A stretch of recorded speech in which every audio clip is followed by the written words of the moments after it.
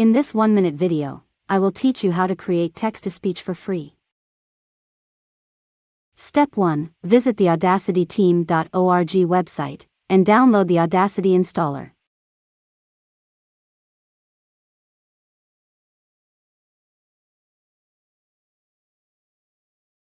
Step 2. Install Audacity.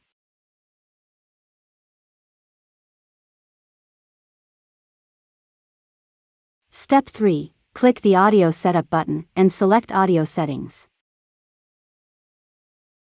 Step 4. Set the host to Windows Wasapi, the recording device to loopback input for the speakers, and the channels to stereo. Save your settings. Step 5. Open the Google Translate website and paste your text.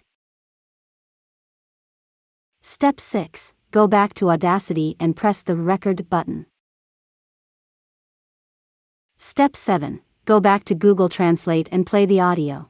Learn how to create text-to-speech for free by using Audacity and Google Translate. Step 8. Click the Stop button to stop recording. Step 9. Open the File menu, choose Export, and select your desired audio format, in this case, MP3. Save your audio.